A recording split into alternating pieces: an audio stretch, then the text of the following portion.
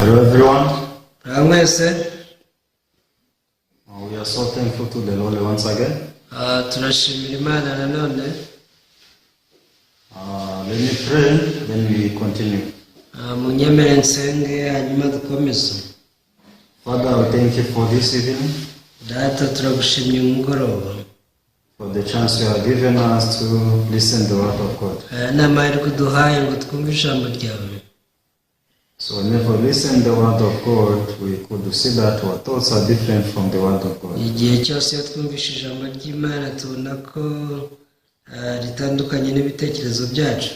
So whenever, and the reason why you always deliver the word of God to us, because you want to give us the strength to overcome our thoughts. Kandi igituma tugezaho ijambo ryawe buri gihe ni uko ushaka ko tunesha ibitekerezo byacu. Because when we live spiritual life being guided by our thoughts, we live with sorrow and sadness. Kuko tubaye ubuzima bw'umwuka mu bitekerezo byacu tubana n'agahinda n'umubabaro. So allow us to live spiritual life you prepared for us. Twemere ko ubuzima bw'umwuka nk'uko wabuteguye. In the name of Jesus we pray everything. Mu izina rya Yesu dusenze byose. Amen. So tonight we are sharing from the book of Genesis, chapter 43 from verse 8. Umugoroba dusangire mu gitabo cy'Itangiriro ibice 43. The book of Genesis, chapter 43, verse 8. Itangiriro ibice 43 dusome dore ku murongo wa 8. Yes.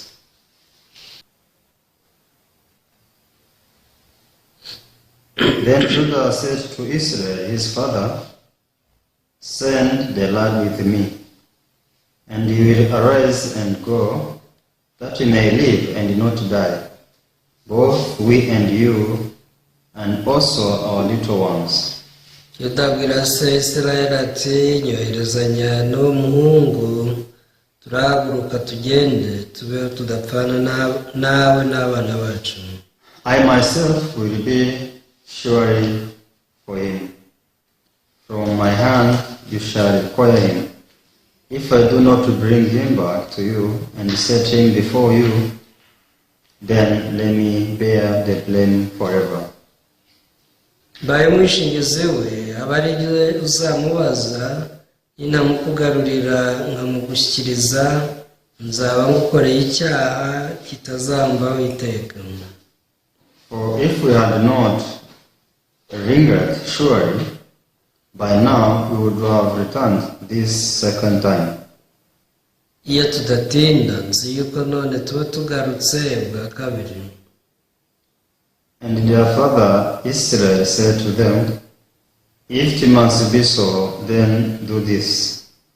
Take some of the best fruits of the land in your vessels, and you carry down a present for the man, and a little balm of a little honey, spices and more, pistachio nuts and almonds."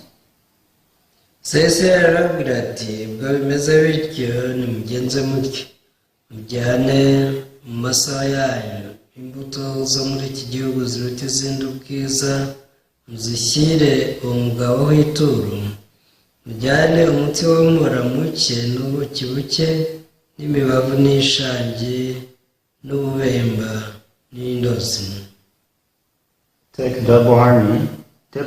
double money in your hand, and take back in your hand the money that was returned in the mouth of your serfs. Perhaps it was any oversight. Kandi mujyane ifeza z'ingereka zingana nazo n'ifeza zagarutse mu minwa y'amasaho yanyu, muzisubizeyo, ahari n'amahugwe yatumye zigaruka. Take your brother also, and arise, go back to the man. Mujyane na murumuna wanyu, muhaguruke musubire kuri uwo mugabo. And may God Almighty give you mercy before the man, that he may release your other brother and Benjamin. If I am bereaved, Imana ishobora byose ibahe kubabarirwa nawe, baborere mwene so wundi na Benyamini, nanjye niba bikwiriye ko mba incike nzabeyo. So the men took that present and Benjamin, and they took double money in their hand, and arose and went down to Egypt, and they stood before Joseph. Abagabo benda aya maturo bajyana ifeza z'ingereka zingana nazo, bajyana na Benyamini, barahaguruka baramanuka bajya muri Egiputa, bahagarara imbere ya Yosefu. Yes, when we read this chapter 43, Genesis, we can see how Jacob went in Egypt. Iyo dusomye itangira ibice 43 tubona uburyo Yakobo yagiye mu Egiputa. Why Jacob was supposed to go in Egypt? Ese kuki Yakobo yagomba kujya mu Egiputa? It's because God had prepared a good place for him. Imana yari yamuteguriye ahantu heza. So everything was not in the mind of Jacob. Byose ntabwo byari mu mugambi wa Yakobo. So as you know, Joseph was hated by his brother. Murabizi ko Yosefu yanzwe na bene se. When the brothers hated him, they sold him. Ubwo bamwangaga baramugurishije. It was the time for him to die, but he was saved by one of his brothers. Nubwo cyari igihe bagomba kumwica, ariko hari mwene se wamukijije. So when he was sold, he went in the land of Egypt. Ubwo yagurishwaga yageze mu Misiri. Joseph made a lot of different troubles in his life. Yosefu yari amakuba menshi mu buzima bwe. But we could see that God led Joseph one by one. Ariko tubona ko Imana yayoboye Yosefu buri gihe. Because we see that when he went in Egypt, he was in the house of Potiphar. Ubwo yageraga mu Egiputa yabaye kwa Potiphar. From the house of Potiphar, he went in the prison. Yavuye kwa Potiphar ashyirwa muri gereza. From the prison, he became a governor in the land of Egypt. Ava muri gereza ahinduka umutware mu gihugu cya Misiri. So when we see Joseph who came from the prison to be a governor, turebye Yosefu wavuye muri gereza aba umutware. So actually, it was impossible issue in this land of Egypt. Ni ibintu bitashobokaga rwose mu iki gihugu cya Misiri. Because he was not Egyptian. Icyambere ni yari umunyamisiri. He was a Hebrew. Yari umuheburayo. But a Hebrew is going to govern all Egyptian. Ariko umuheburayo ugiye kuyobora abanyegiputa bose. So this happened so that God can make people to confirm that his promise is true. Ibi byose byabaye kugira ngo Imana yemeze abantu ko isezerano ryayo ari ukuri. So when Joseph became a governor, ubwo Yosefu yahindukaga umutware, so we could see that he prepared himself to welcome 7 years of famine. Yatangiye kwitegura kuzakira no guca mu myaka 7 y'inzara. So they made a stock. Bagerageje guhunika. So we can see that after 7 years of harvest, tubona ko nyuma y'imyaka 7 basarura. So 7 years of famine came. Hatangiye imyaka 7 y'inzara. So all the countries around Egypt started to suffer because of the famine. Igihugu cyose cya Egiputa cyatangiye kubabazwa n'inzara. Everyone was starving because of hunger. Abantu bose batangiye kugira inzara kubera kwicwa n'inzara. But when we see in the land of Egypt, everything was fine. Ariko mu gihugu cya Misiri ibintu byari bimeze neza. Because in Egypt they had Joseph. Bari bafite Yosefu. Joseph was not everywhere, only in Egypt. Yosefu ntabwo yari hose, ahubwo yari mu Misiri gusa. But since he prepared himself, all the inhabitants of Egypt, they had no problem.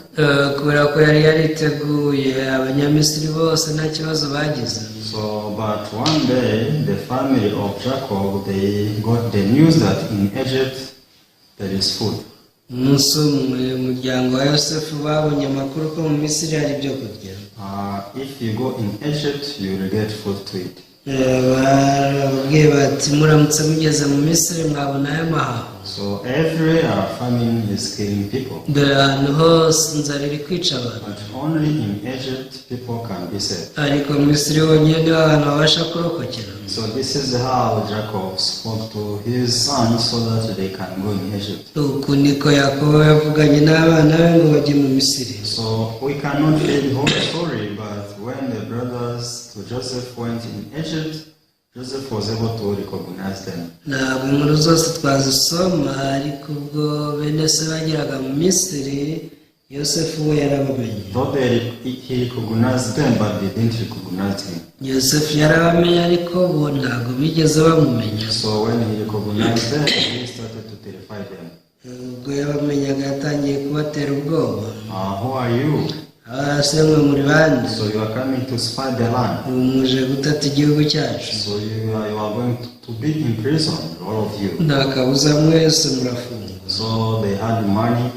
Bari bafite amafaranga. They had their donkeys. Bari bafite indogobe. They had their sacks. Bari bafite n'amasaho yabo. So they are not expected these things to happen. Ntabwo bari biteze ko ibyo bibabaho. What they wanted is just taking their food and go back to their father. Mu by'ukuri icyo bifuzaga ni ugufata ibyo bahashye bagasubira kwa se. So though Joseph knew what he was doing, but his brothers didn't know what was happening. Yosefu yari azi ibyo ari gukora, ariko abavandimwe ntibari babizi. So finally he gave them food to go back to their father. Amaherezo yabaye ibyo kurya ngo basubire kwa se. But one brother of them was taken and was put in the jail. Ariko afata umwe muri bo aramufunga. So he told them, arababwira ati, so don't come back without coming back with your last one. ndabasabye ntimuzanshikera mutazanye na murumuna wanyu. So you know Joseph had two women. Murabizi ko Yakobo yari afite abagore We babiri. can see Rachel Yari afite uwitwa Rasheli, there. uwitwa Leya. So Rachel had two children.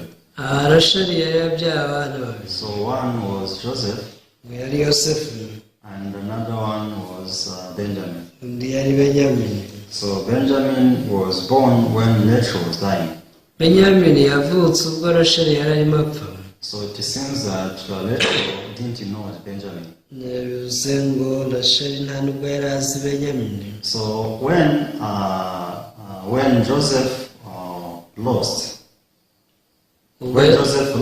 ubwo Yosefu yazimiraga, so Jacob was so much sorrowful Yakobo yagize agahinda kenshi cyane, because he was told that the animal devoured him.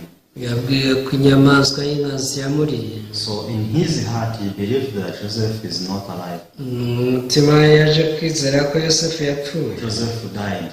Yavuze ati yarapfuye. So this is what he believed in his heart. Ibi yari yarabyakiriye mu mutima we. So he had no idea that Joseph may be alive. Nta gitekerezo na kimwe yari afite ko Yosefu yaba ariho. But Joseph was there, was working very hard in Egypt. Ariko Yosefu yari ariho kandi yari gukora n'imbaraga nyinshi mu So Misiri. since Benjamin was a brother to Benjamin, Benjamin was a brother to Joseph. Kubera ko Benyamini yari murumuna wa Yosefu. So yes, Jacob had many sons. Na Yakobo yari afite abana benshi. But Benjamin was the beloved one.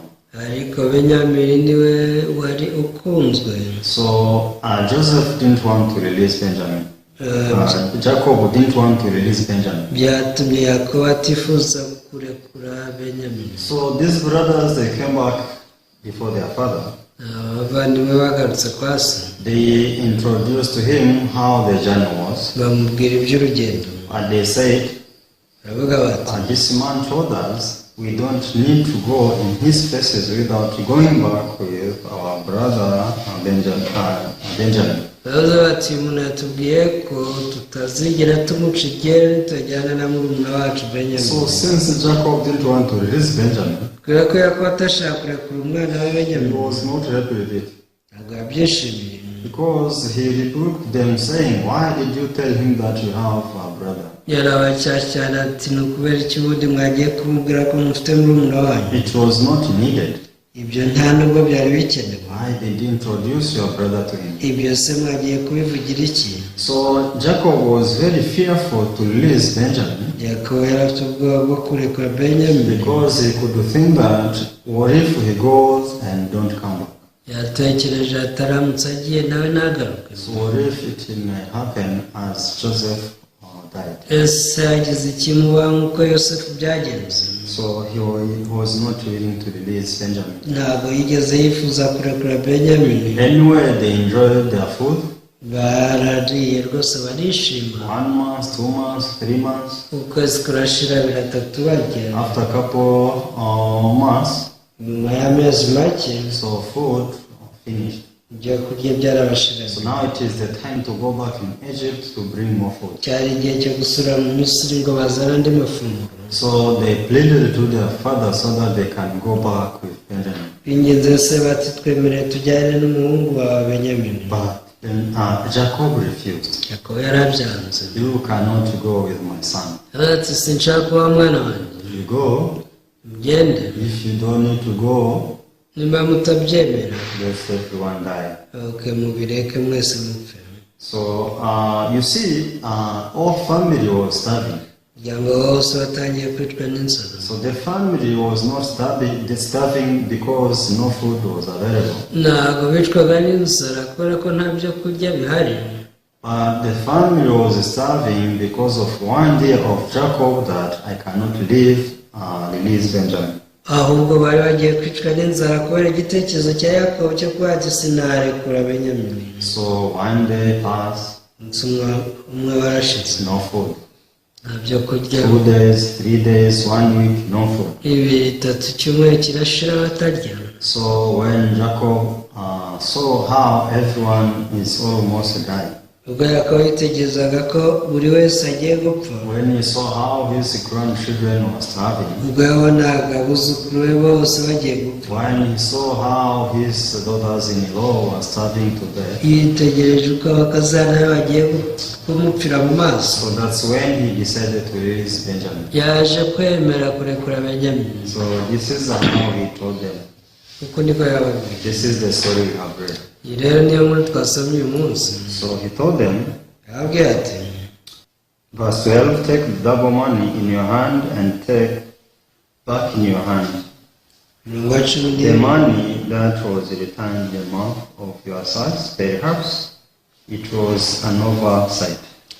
umurongo wa cumi na kabiri avuga ngo kandi ujyane ifeza z'ingereka zingana nazo ifeza zagarutse mu minwa y'amasaro yanyu zisubizeyo ahari ni amahugu yatumye zigaruka.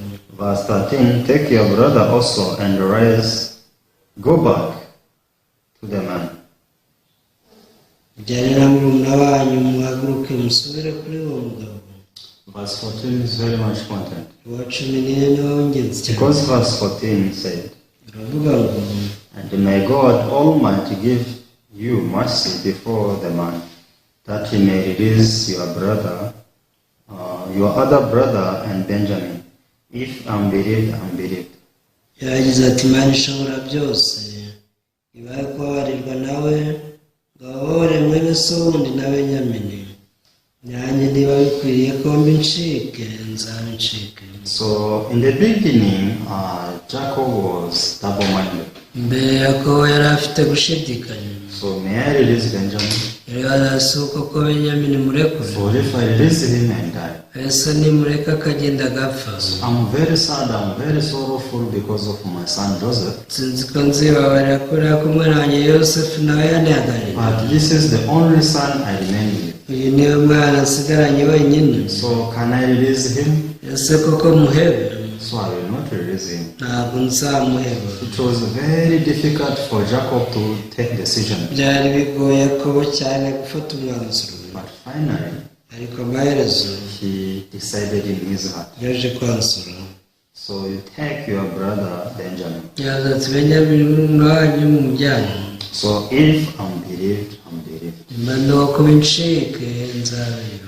So this is how Jacob released Benjamin. uku niko yakobo yahebye benyamini. So when we keep reading this story, we can see what was the next, what became after releasing Benjamin. iyo ukomeje ugasoma ubona icyakurikiye nyuma y'uko yakobo arekuye benyamini. Actually, when Jacob released Benjamin, ubwo yarekuraga benyamini, so Jacob was able to gain everything. yakobo yabashije kunguka ibintu byose yari yaratakaje. Everything was not expected was able to come. ibyo atari yiteze byose byaramugarukiye. So he was able even to gain Joseph. na yosefu yaramugarukiye. So he was able to gain an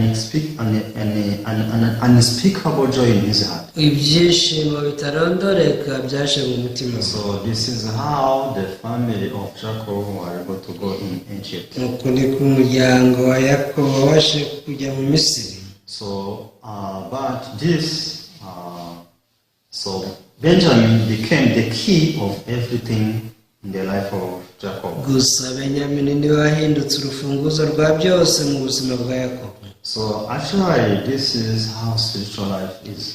ubundi rero uku niko ubuzima bw'umwuka bumeze. So there is no one who is born spiritually. nta muntu n'umwe uvuka ari umunyamwuka. So all of us, we are born being sick on our thoughts. twese tuvuka tubohewe ku bitekerezo That is byacu. what we call the right thoughts. hari icyo twita ibitekerezo byo kwitsindishiriza. Actually, when you think about it, iyo ubitekerejeho, it is not that everything you think is right according to your standard. ubusanzwe si uko ibyo utekereza byose ari ukuri mu ishingiro Because ryawe. there are things you also judge to be bad. nawe hari ibyo wita bibi. And this is very bad. aho uti iki ni kibi. So when this thought which is not good comes in your mind, iyo igitekerezo kibi kikujemo, it doesn't delay in you. ntabwo kigutindamo, It goes immediately. byikoze urakiheba kikagenda. But some thoughts comes in your mind and stay there. ariko hari igitekerezo kikuzamo kigakwamiramo. What kinds of thoughts? ese bene ibyo bitekerezo bemeze Those are the rightful thoughts. ibyo ni ibitekerezo byo kwitsindishiriza cyangwa by'ukuri. Those thoughts can stay there even 1 year. bene ibyo bishobora kugumamo. Even some of them can stay 20 years, 30 years. hari n'ibishobora kugumamo imyaka 20. Even some they die with their rightful thoughts. hari n'abantu bapfa rwose bakibana n'ibyo bitekerezo byabo byo So kwigira why abanyakuri. people keep holding their rightful thoughts? ese ko abantu bagumana ibitekerezo byo kwigira abanyakuri? Because according to their standard, they are right. ugendeye ku ishingiro ryabo bumva ari bo bari mu kuri. And this is how things are supposed to do. baba ati rwose ni uku bigomba kumera. I'm right. genda mu kuri. And this is the right way I have taken. iyi niyo nzira y'ukuri njye nahisemo. So even though others are criticizing me, nubwo abandi baba banenga, though others are saying I'm not right, nubwo abandi bavuga ko rwose ntari mu kuri, but according to my standard, I'm right 100%. ariko iyo ndebye mbona ndi mu kuri 100%. So do you think Jacob was not right not to release Benjamin? ese mutekereza ko yakobo atari mu kuri kwanga kurekura benyamini? So Jacob was right. yakobo rwose yari mu kuri. Why? kubera iki? Because without knowing, he lost Joseph. mu buryo bumutunguye yabuze yosefu. So he was not sure if Benjamin once he will go, he will come back. rero ibi byatumaga ashidikanya ku kuba yarekura benyamini ko ntiyari azi nimba yagaruka. So because he had this experience in his heart, ibi byari byaramubayeho. so he had the sorrow of Joseph. mu mutima yari agifite agahinda ka yosefu. So he couldn't imagine how he would add the sorrow because of Joseph and sorrow because of Benjamin. ntiyashobora kwiyumvisha uko bizamugendekera niyongeraho agahinda ko kubura benyamini. So this thought was reasonable. ibi bitekerezo bye byari iby'ukuri. And because of this, he kept on holding Benjamin in his heart. ibi kandi nibyo byatumye agundira benyamini mu mutima we. But there is no one who can see everything. ariko ntawe ushobora kubona ibintu byose. So on the other side where Jacob cannot see, ku rundi ruhande hari icyo yakobo atashaka kubona. so Joseph was there. yosefu yari ahari, a very good place in Egypt was prepared for him. kandi yari yarategura ahantu heza cyane mu Misiri yatura. So the king Pharaoh was ready to welcome him. Umwami Farawo nawe yari yiteguye kumwakira. Food was ready for all his family. Ibyo kurya byari byarateguriwe umuryango we wose. Everything good was prepared for Jacob. Buri kimwe cyose cyiza cyari cyarateguriwe Yakobo. But Jacob, he was not having the eyes to see the preparation of God. Ariko Yakobo nta maso yari afite yo kubona imitegurire y'Imana. So only way for Jacob to meet this preparation of God is by faith. Uburyo Yakobo yari afite bwo guhura n'uyu muteguro w'Imana ni ukwizera gusa. So when he saw the preparation of God by faith, ubwo yari kubona ibyo Imana yamuteguriye kubwo kwizera, that's when he released Benjamin. Nacyo gihe ashobora kurekura Benyamini. So instead of holding Benjamin, he was able to hold the Lord. Aho kugundira Benyamini yaje kugundira Uwiteka. So this when he said, if I'm bereaved, I'm bereaved. Niho yageze nawe ati rwose nimba ndi uwo kuba incike nzabera. It's okay, no problem. Nta kibazo. So if I die in this way, let me die in that way. Ninapfa gutya nzagenda mpfe gutya. So this when he decided in his heart. Uku niko yanze mu mutima we. Actually, this is when we meet everything God prepared for us. Ubundi rero bene aha niho duhura n'Imana tugahura n'ibyo yaduteguriye. So all of us, we begin spiritual life in this way. Twese dutangira ubuzima bw'umwuka muri iyi We nzira. begin our spiritual life trusting ourselves. Bitangira twiyizera.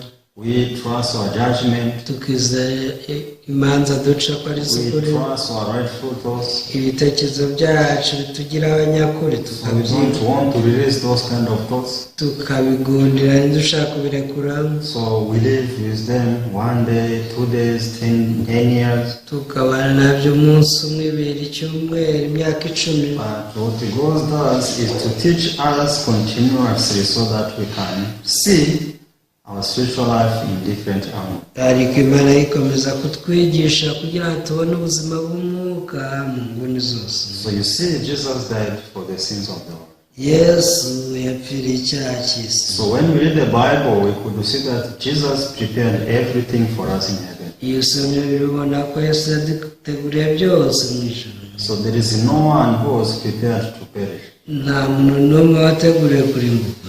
No, only the devil and his angels. Uretse umwanzi wenyine n'abamarayika be. So everyone knows this. Buri wese barabizi. But why people go to hell? Ase kuki abantu bajya mu muriro? Why people don't have the assurance of their salvation? Kuki abantu badafite icyizere cy'agakiza? So why people are hesitating to be called righteous and holy people? Kuki se abantu bashidikanya ku kwitwa abakiranutsi n'abera?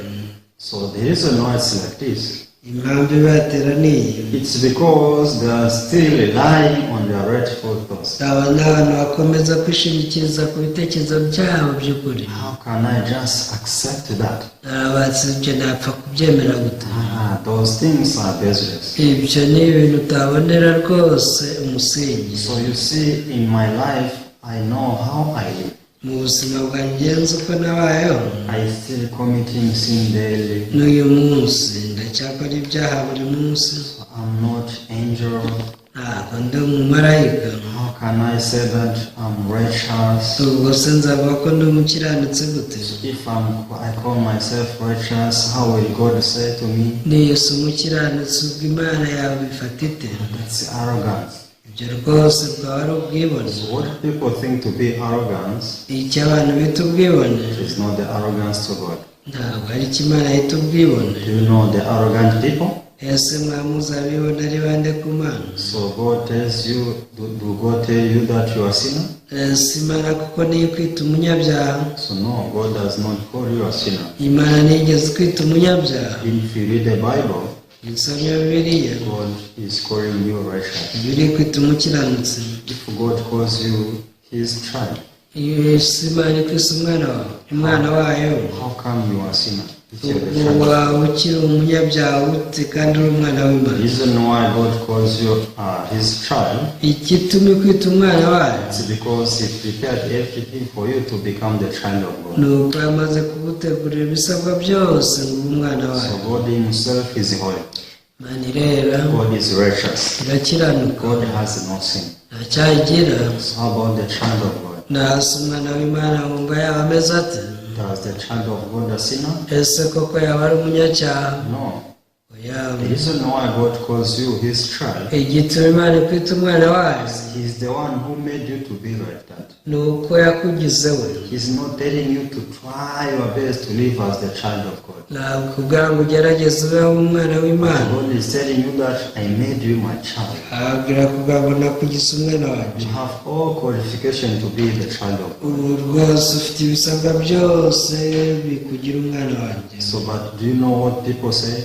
Ese waba uzi ibyo abantu bavugaho? Yes, I'm the child of God, but I'm a sinner. Baba bati nibyo ko ndi umwana w'Imana ariko ndi umunyabyaha. So when you say like this, Iyo uvuze utyo you are cursing God. uri kuvuma Imana. So you are saying that God, you are also a sinner. Ubwira Imana ngo Imana yawe nawe uri umunyabyaha. So because if you are a sinner yet you are the child of God, Nimba uri umunyabyaha kandi ukaba uri umwana it w'Imana. means even your father is a sinner. Ko nasa ari umunyabyaha. My father was a black people person. Data yari umwirabura. My father was not white. Data ntabwo yigezeho umuzungu. So the reason why I'm a black Ubu igituma muhora nirabura is because my parents are also black. ni uko ababyeyi banjye nabo bari abirabura. So if my parents would be the white people, Iyo data aza kuba umuzungu how can I come as a black person? sinshobora kuba naravutse gutya ndi umwirabura. This is impossible. Ibi ni ibintu bidashoboka. So if I say that I'm a black person, Niyo mvuze ko ndi umwirabura, everyone who can analyze will not ask me how about your father. abumva neza bose ntawe uzambaza ati se so yari iki. Automatically people will see that, will know that my father also was a black. Ahubwo abantu babyikoze bazamenya ko na data yari umwirabura. So if you say that you are a sinner yet you are the child of God, Iyo uvuze ko uri umunyabyaha kandi uri umwana w'Imana, people who will listen to you will think that your father God is also a sinner. abazakumva bose bazavuga bati buriya Imana ye ni nyacyaha. Do you think it is so? Ese koko Imana ni umunyabyaha? No, it is not so.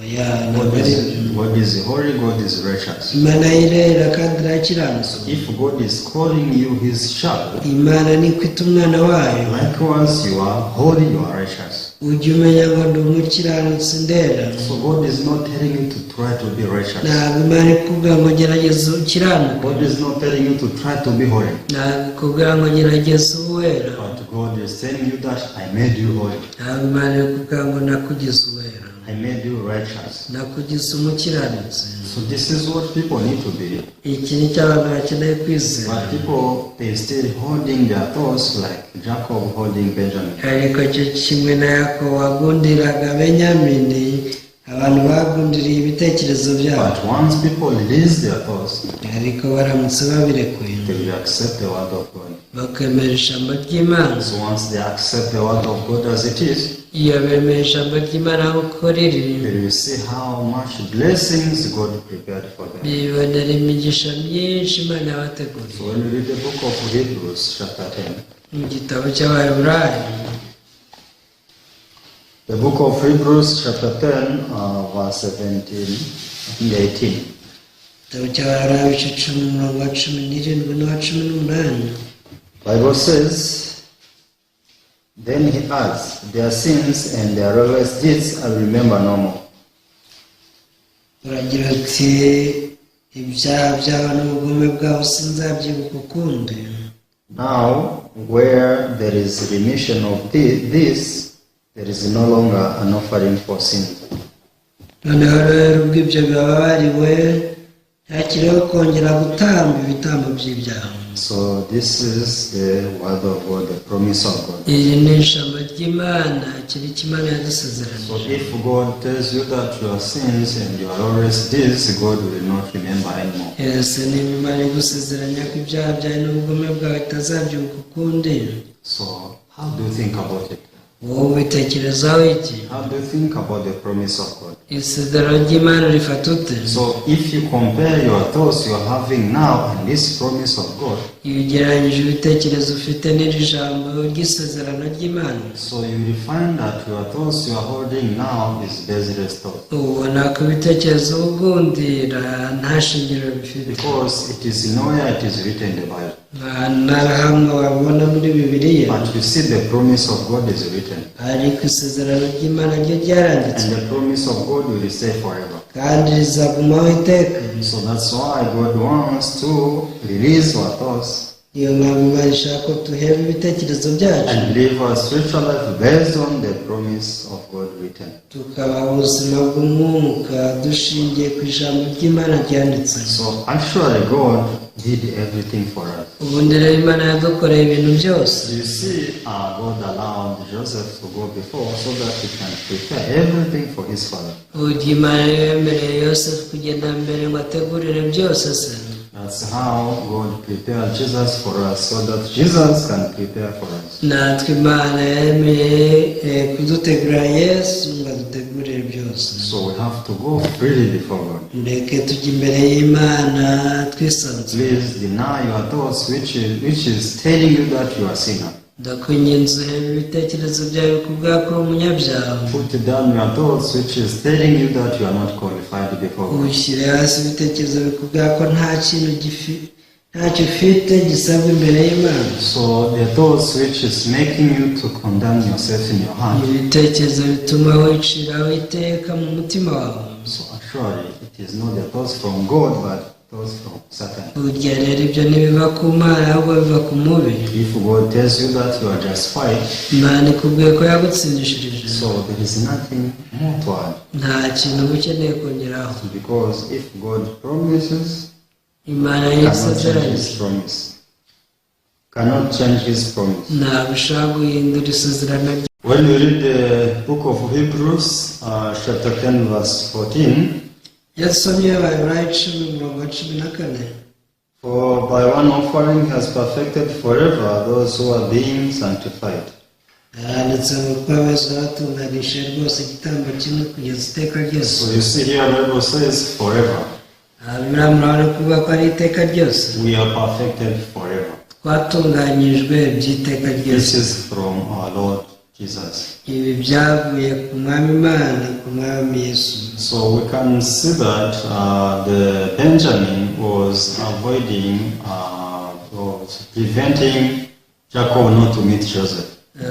Tubona ko Benyamini yari yaritambitse hagati ya Yakobo ngo adahura na Yosefu. So this is how our thoughts prevent us not to meet Jesus. Uku niko n'ibitekerezo byacu bitubuza guhura na Yesu. So I hope we realize how our thoughts are enemy to us. Niringiye ko twatahura uburyo ibitekerezo byacu ari abanzi bacu.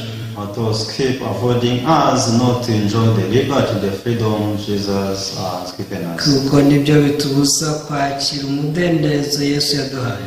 So I hope we recognize the goodness of God upon our lives. Niringiye ko twatahura ineza y'Imana ku buzima bwacu. So I will speak up to here. Dusoreza Let me pray. kadusenge. Our Father, we thank you for this evening. Data turagushimiye kubw'uyu mugoroba. So we could see that because of Benjamin, Jacob couldn't meet Joseph. Twiboneye ko kubera Benyamini byatumaga Yakobo adahura na Yosefu. But the time Jacob decided to release Benjamin, Ariko ubwo Yakobo yemeraga kurekura Benyamini, so he was able to meet everything prepared for him. yabashe guhura n'ibyo wamuteguriye He byose. was able to meet his son Joseph. Yahuye n'umwana wa Yosefu, So he was able to rejoice. arishima. So, Father, likewise, allow us to release our thoughts. Data natwemere duhebe ibitekerezo Our byacu. rightful thoughts are enemy to us Ibitekerezo byacu byo kwitsindishiriza n'ububanzi dufite, because are preventing us not to enjoy the freedom of God prepared for us. kuko nibyo bitubuza kunezezwa n'umudendezo Imana yaduhaye. Father, we thank you because of this one. Aha tugushimira ijambo. In the name of Jesus we pray. Dusenze mu izina rya Yesu. Amen. Amen. Thank you so much. See you next time. Murakoze nawe utaha.